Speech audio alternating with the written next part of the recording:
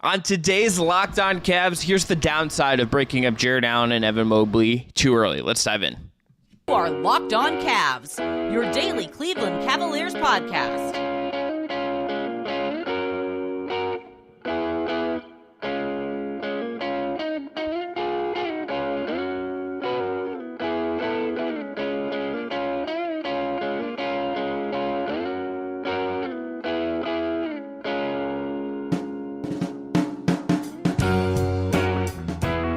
The music you heard on the way in is from our friends at Astro Radio. I'm Chris Manning. That is Evan Dammarell. Thanks again to Jake Stevens for producing. Thanks for making us your first listen every day. All right, the Jarrett Allen-Evan Mobley partnership, Evan. Here's another Kobe Altman quote I want to hit the listeners, the viewers with. He was asked, I guess, do I feel good, how he felt about Evan Mobley and Jarrett Allen. Here's the quote. Do I feel good about Evan Mobley and Jarrett Allen? Question mark. Absolutely, Altman said. We have all world-class defensive players in forecourt. Can we add to that? Absolutely. I think we're looking at that as well. But to start there, we're the number one defense league because of those two. I think we're in a good spot. And Evan, I agree. Here's what I would say. There may come a point, we've talked about this, where Jarrett Allen is the one traded out. We know the Cavs have gotten calls on him.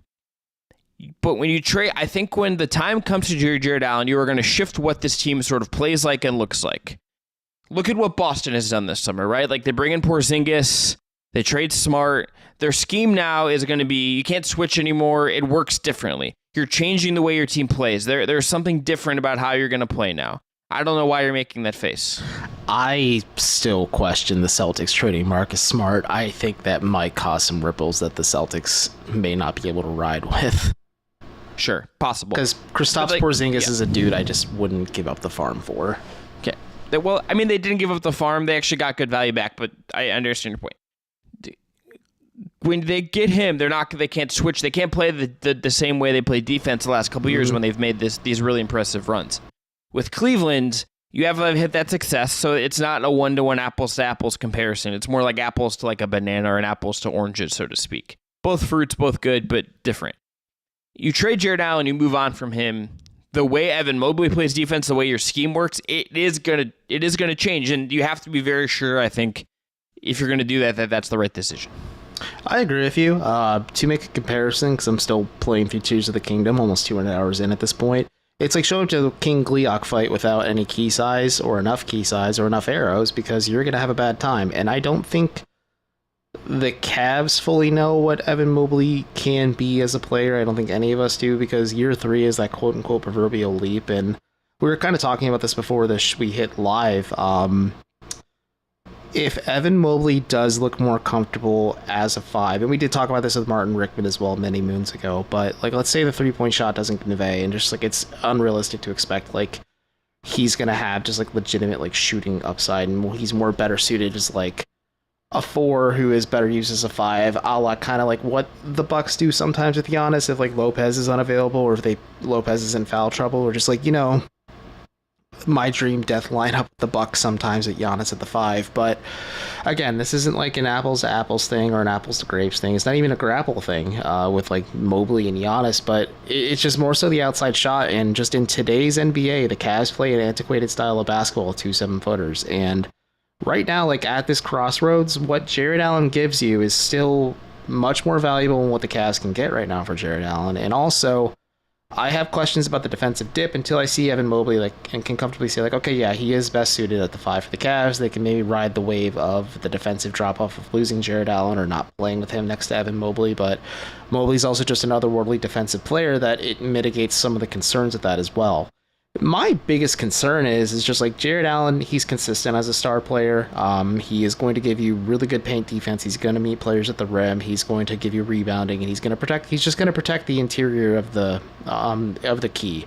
And that instead empowers Evan Mobley to do, as you and I both say, Evan Mobley things where he can defend all over the floor. He can do a little bit of everything. He can be very switchable. He can do a lot of just different things at once. And I think not having to like overtax him and say like, okay, Evan, we need you to do all that, and then also kind of shoulder the responsibility of what Jarrett Allen used to give us or gave us, is an interesting thought process. And it's something kind of, I'm curious to see how it evolves, because there is some data, at least like when Allen was down with the eye injury, like the Cavs played pretty well with Evan Mobley at the 5, and they put spacing all around him next to, I think it was like Dean Wade was starting at the 4 for a little bit, and Dean Wade's shot didn't totally abandon him yet. So the Cavs were kind of making it work on the fly, of course, just due to injuries, and that's just the nature of the beast in basketball. But like, there is footage of Mobley being successful at the 5. It's just, I need to see a lot more of it before I can comfortably say, like, okay, if you're Jarrett Allen and you're being moved on, like the Cavs maybe go find a stretchier option at the 4 to pair more so next to Evan Mobley that can function as like a pick and roll, pick and pop player next to like Donovan Mitchell and Darius Garland as well. And that unlocks the Cavs on different levels too. And that's just because George Niang isn't the dude that can give you that for 30 minutes a night. But I think that's just a conversation for down the line. Like, I don't think there needs to be a sense of urgency to like make this move immediately, especially if it's just for the sake of like making a move.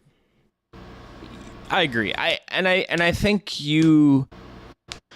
I think there will be a point again where I think the Mobley Allen partnership changes, and I think it's about how you find different things that fit for you. I think it's about finding different, just what works for you, what doesn't. You know, does Mobley get bigger? Does Mobley elevate to a 5? I think that is very possible, right? Like, I think that's a world where like it's an Anthony Davis curve where it's like he maybe still plays with other 5 sometimes, but it's a situation. Best as a 5. Yeah, like he's best at a 5, but like do you save him from bruising sometimes? How do you kind of manage all that? I think that to me is a real thing in all of this. And Allen is better than what I'm about to describe, but he's kind of like the meat shield for Evan Mobley, right? Like Evan Mobley gets to play and help defense and doesn't have to guard Joel Embiid or Nikola Jokic, right? Like it is like this very different thing that he gets to do and unlock so much for him. If you're in a situation where, Evan Mobley is playing the 5, his defensive role is going to look different. Everything is just going to function different for him. And I don't think that can be, I don't think that can be overstated right now with where Mobley's at. Look, at some point he's going to get bigger. It's going to change. We're going to like look at him in this different way. Right now, we're not there with him in that exact way. No, you and I are on the same page. It's an awkward situation just because the Cavs are, I guess, Phoenix to an extent, but like the Suns are the reality of like, oh, you are strapped financially, but the Cavs do have a bit of wiggle room right now because Evan Mobley's still on his rookie scale deal to like navigate as a organization flirting with the luxury tax threshold, but still have 4 bona fide like all-stars / star level players on your roster. And it's an interesting way to team build it. It's just the problem is it's hard when you have 2 guys that offensively at least kind of provide you some similar things in terms of scoring threats. And again, like this whole narrative gets completely shifted if Evan Mobley comes out and hits like 38% on maybe 3 or 4 3-point attempts per game to open the season. Like that just gets incrementally better as the season goes on. Like, well, we'll see how it goes, just because like we talked about Evan's older brother Isaiah on Wednesday's episode. Like he's playing really well, and maybe like Evan Mobley taps into a little bit of that shooting touch his brother has, but if it doesn't convey, like it becomes harder to justify sticking with like a late 80s / all of the 90s and early 2000s style of basketball where you dominate with big men and shooting is just an afterthought. Like it's just not how it works in modern basketball today. And like, yeah, you had a touch of modernity this offseason by adding Max Strus or George Niang or Ty Jerome, and then obviously you have Mitchell and Garland, but like you're going to need more of it, especially if you are hell-bent and determined to have 2 7-footers on your roster going forward. And if Mobley doesn't develop 3-point shooting in that way. Yeah, that's the whole thing. All right, coming up next, we're going to talk about the international flavors of Summer League. So stay tuned for Luke Travers and Khalifa Diop talk up next. Today's episode of Locked On Cavs is brought to you by Bird Dogs. Bird Dogs make you look good, and their stretch khaki shorts are designed to fit slimmer through the thigh and the leg, giving you a truly sculpted look. Bird Dog shorts do the exact same thing as Lululemon, but fit way better and don't cost nearly as much. They fit way better than regular shorts that are made of a stiff, restricting cotton. Bird Dogs fixed their issues by inventing a cloud knit fabric that looks just like khaki but stretches so you get a way slimmer fit without having to sacrifice movement. And also, this is really helpful for a guy like me who wears his bird dogs out on the golf course. Bird dogs use an stink, sweat wicking fabric that keeps you cool and dry all day long, so you can hit that back nine and still feel fresh. So if you're interested, go to birddogs.com/LockedOnNBA or enter promo code LockedOnNBA for a free, hold on, let me get it out, Yeti style tumbler. It's similar to this one without the stickers, of course, but I drink water out of it. And that's birddogs.com/LockedOnNBA or promo code LockedOnNBA for a free Yeti style tumbler. Again, like this one. And you won't want to take your bird dogs off, we promise you. And I'm serious, I own multiple pairs at this point. They're some of the most comfortable shorts I own. birddogs.com/LockedOnNBA. Evan, let's talk about Khalifa Diop first. I have a little bit less to say about where he's at. He has not done a ton. He's kind of just like been there while Isaiah Mobley's been the real focal point big. Yeah. But that guy's frame is like really interesting. That guy's frame is like clearly built to add some mass. It's funny you mentioned his frame because when he spoke with the media leading up to Summer League, Joe Gabriel and I were standing next to each other, and he's like, that's a big dude who's only gonna get bigger. And like that's a good way to describe Khalifa. I think it's Khalifa Diop. Yeah. My apologies. No, you're all good. I was remembering it now just during his availability. But Khalifa Diop is just a guy like he is built very, very well. He's very strong as a player, but it's very clear that at least with him hanging with the NBA big dogs, that he does need a lot more time to season and marinate. And sure, he has a championship in the Euro Cup, and he is going to be at Gran Carina for a lot longer, and like the Cavs are in his ear as often as they can, telling him on things he needs to work on as a player. But for him as a prospect, I think you're just looking at a dude who's going to be hyper athletic, a guy who just has that massive imposing frame that's just going to get bigger and stronger. And maybe you look at him 2 years from now if he does ever want to come over to the NBA, considering the Cavs used like a early-ish second round pick on him. You'd hope he would, but he's interesting. The idea of Diop is interesting. He needs more time to marinate. And I think just like the last 2 years in EuroLeague, like the first 2 years of his career, he's got like serious minutes. He needs more of that to kind of just continue to keep wetting his whistle and just figuring out what he is as a player. Yeah, he's at this really interesting size where he's 6'11", 231. You could see him getting to be like 250, 260, and like it would make sense to me. And he's 21. So this is like a very, like he is 2 full years younger, I believe, than Isaiah Mobley, 2 or 3 years younger. You mentioned the contract extension. So his deal was originally set to expire in 2024. Now that it's extended through 2025. So he's got a couple more years in Europe. What he looks like when he comes back, what he looks like at the end of all that will be interesting. And does he make the jump then? And then he could do without having to pay a fee to the team. You know, maybe there's a change at center then. Maybe you invest in him then. I'm curious to see kind of what how that works out in a couple years' time. I don't know if we'll see him in Summer League again. This might be the last time we see him there. 2 years. You know, we'll see if he plays next year or not, or Travers plays next year. But like, this is someone to kind of put a pin in this and let's see what he looks like in 2025, which is like both a long ways away and like not that long away, really. Luke Travers. No. Evan, what have you thought about Luke Travers in Summer League so far? Well, it does make me chuckle a little bit because he cut off his mullet because of haircuts, and then he kind of had like a strong statement, or because of just sweat during workouts, not because of haircuts. It was a haircut, but more so he's like, I'd rather let my play speak for itself than my hair, just because he looked like Billy from Stranger Things. But there's a golfer as well, Cam Smith, that he talked about as well, I believe. Yeah, actually that's a guy he got comparisons to as well when he was first drafted by Cleveland. But either way, he has jumped a little bit for me, just as like, okay, there could be something here in a year or two that could be like kind of like that glue guy-ish level player where he shared during the lead up to Summer League that he could be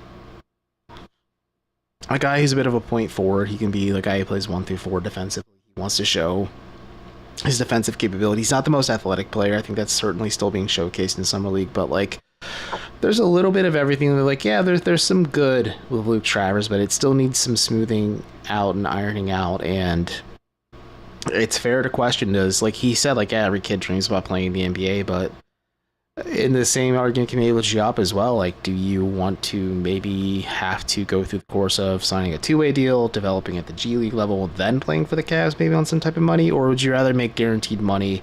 And in Traver's case, play in your home country of Australia as well. Like, he's with Melbourne United with Matthew Dellavedova. And like, that's just, I don't know, maybe like that's a sneaky recruiting pitch on the Cavs part, but it's neither here nor what there. Delhi's too busy investing in nutraceutical companies and tech startups like that. But Travers hasn't popped for me like Isaiah Mobley has in terms of just like the 3 games the Cavs have played in Summer League, but like he has stood out at times where like, yeah, you could see a little bit of something here that if it keeps heading or trending in this direction, that he could be a glue guy type player if he wants to go from Australia to the States and play in the NBA. And that doesn't mean like, okay, he plays with the Cavs right away. Like it could be a lot of different paths. And again, he's actually admitted, like, I probably expect to be in Australia for another year or two before I even entertain the thought of going to the NBA. So the Cavs at least have the luxury to kind of let him grow and develop his own rate internationally, and then maybe keep checking in, whether it's through Summer League or just sending scouts out there. Like Mike Gansey, reportedly, according to Travers, was a frequent guest at some of the Melbourne United games, or Perth Wildcat games that he was playing for at the time, just because he was just there checking in on Luke and making sure like he's developing the way the Cavs want him to. Yeah, he's got, a path ahead here to really develop. The shot has to come along. The frame has to come along. He just, to me, like, plays like he knows what he's doing, though, and that would give me some optimism. He looks comfortable, even if like there's not an overwhelming skill. Now, can you be someone who has lacks like a really dominant skill and totally pop? I think it can be really hard to kind of be someone who really, really matters in that way. I think that can be a tricky thing, but I'm a fan of just generally how he plays. I don't think he's like blown away Summer League in the way you might have hoped, but he's not coming. It's not like he's coming over this year. Like at the very least, like you're in a spot with him where you're not totally in a rush to kind of figure this out with him, which is okay. And my barometer with Travers, at least, is he looks better than he did in his first go-around in the Summer League with the Cavs. Like, if you're, to me, showing growth from year one in Summer League, whether that's Isaiah Mobley or Luke Travers heading into this year with Isaiah Mobley and Luke Travers, like, there's something there at least to say, like, okay, there are signs of growth and improvement. It's not maybe as dramatic as the leap Mobley's kind of taken just through 3 games of Summer League action, but there's stuff you can kind of like read within the stats or the highlights or just anything really when it comes to just breaking down the film of this. Like, yeah, there is some growth and development here. There's still room for improvement. Again, I said this several times about the Summer League squad. Every player has room for improvement, but you can at least like pinpoint moments. Like, okay, Luke Travers is getting better at maybe the shooting touch thing, like you said, isn't fully there yet, but like at least he's showing a little bit more faith in his shot, at least attempting those shots. And then you hope down the line maybe, yeah, those convey, whether that's in Australia or with the Cavs. But that's kind of my barometer for like success with him. Like you said, he hasn't jumped out, but like at least he's showing signs of growth compared to last year. Coming up next, we're going to talk about the NBA Cup, what that is, what we think about it. Coming up after this. Today's episode is brought to you by BetterHelp. If you're thinking of starting therapy, give BetterHelp a try. Whether you're dealing with decisions around career, relationships, or anything else, BetterHelp can help you navigate it, help you stay connected to what you really want in life so you can move forward with confidence and excitement. It's entirely online, designed to be convenient, flexible, and suited to your schedule. Just fill out a brief questionnaire to get matched with a licensed therapist and switch therapists at any time for no additional charge. Let therapy be your map with BetterHelp. You can visit BetterHelp.com/LockedIn to get 10% off this month. I'm a regular therapy goer. I can't recommend it enough. And if BetterHelp is a way that this makes sense for you, I would, again, take advantage of our promo code that is LockedOnNBA at BetterHelp.com/LockedOnNBA to get 10% off your first month. You can switch therapists whenever you need to. It's a great service. It's BetterHelp, HELP.com/LockedOn. All right, the NBA Cup, Evan, is coming. The in-season tournament is coming. The Cavs have a group. They're in East Group A with Philly, Atlanta, Indiana, and Detroit. You can go through all the groups. We know that the games will be played on November 3rd, 10th, 14th, 17th, 21st, 24th, and 28th. Most of those dates, 4 of those are on a Friday, 3 of them are on a Tuesday. The winner of each group will advance to the tournament. in Las Vegas. The quarters will be played on December 4th and December 5th. The semis on December 7th at T-Mobile Arena. And then the championship will be on Saturday, December 9th. The final per the league will be a East versus West matchup. So you only play your own teams until you get to the finals. Where are you at on this in-season tournament? So in terms of planning our schedule, like you and I had mentioned, going up to Detroit to cover a Cavs game in Detroit, like this makes it easier at least. So we realistically know when the dates are going to be, but it does make you wonder, like, these seed games, I do believe, have an impact on like your regular season standings and schedule. Like these count towards games played. I does the tournament as well before the championship. Like I know the championship game doesn't count towards the grand standings in the league, but I you can correct me if I'm wrong on that. But from the optics of it being like late November, early December, which is like right before basketball kind of starts to heat up, like to have more competitive hoops to kind of open the season, like yeah, sure, that's great. My only issue is I wonder if the players union, maybe, or some members of the players union, at least the guys at the top, don't feel this way, or how some coaching staffs may handle this, is the risk of injury. Like, especially if you get to the tournament format and this kind of becomes like, yeah, you are playing for bragging rights and $500,000 per player in cash if you make it all the way, and there's other cash prizes as well depending on how you finish. But the risk of injury and the fact that you like this could dramatically alter the scope and planning process of your entire season, like that gives me like bone deep discomfort just thinking, like, just hypothetically speaking. Like I was talking to my fiance with this over dinner because she was asking me about it. I said, like, let's just say hypothetically, like, the Lakers make the championship game and, like, LeBron, knock on wood, this doesn't happen, but, like, blows out his knee and is out for the season. Like, if you're the Lakers, you're furious because, like, that just craters your entire season. If you're the game of basketball, like, you're pretty upset, too, because LeBron's out for the year and probably for quite a while, just considering, like, the miles tread and the severity of, like, a knee injury. Like, there's the risk that goes into it. I wonder how teams navigate it just to make sure that they ensure long-term success and viability for their team, all while maybe staying within the confines of what Adam Silver's trying to do and just make all 82 games kind of have a little bit of weight to them instead of maybe like a handful of them and then teams maybe coasting to the postseason. So I don't think we know what basketball-wise this is going to look like. Like, it's impossible for us to know until it happens. This is the first year we've had it. And if you just look at the group, like, so Cleveland has Philly in its group. Like, I can imagine a world where Philly is like, we have Joel Embiid, who's like a real injury risk. Why are we going to play him in these cup games? Like, we don't want to add 2 to 3 extra games in December. Yeah. On the flip side, what I'm excited about with it is I could see a team. I think there are two kinds of teams that I think I could see getting really invested in this. The Cavs are one of those type of teams. They are a team on the up and up that has not won anything yet. Why not go for this? Why not try? Right? Like, you could try to win something. Very Russell Westbrook of you. Hashtag why not? Yeah, hashtag why not? I'm a Russ. Look, Russ has had his ups and downs. I'm a Russ. I love Peak Russ. It was one of one experience. I love Russ. One of my favorite players to ever watch, and still, like, is when he taps into that athleticism for a brief moment, and you're like, ooh, he's fun. Right. So you look at this, and to me, I think, okay, there's a team like that in these groups that you could really go for it. I don't think, like, the Warriors are going to go for this. I don't think the Lakers are going to go for this. I don't think, like, the Nuggets definitely won't be. The Nuggets, like, these teams that have actually won big things or have players that are trying to win those big things, I think won't go for it. Cleveland has Mobley and Garland, haven't totally won anything yet, and, like, Mitchell, Mitchell hasn't, like, won anything big yet. Go for something like this. That's cool. And the other side of it, do you get teams like the Pacers in Cleveland's group, or like Orlando or someone else that really really go for it? That really just go for it. And maybe, like, look, they have to win their group to advance or the certain seeding to get in there. Does something like that happen where, like, you get a young team that, like, makes it there and it's a cool story? Those are the two kinds of teams that I think I expect to be invested in this. But maybe it ends up just being chalk because these games matter anyway. I just don't think we know. We really don't know.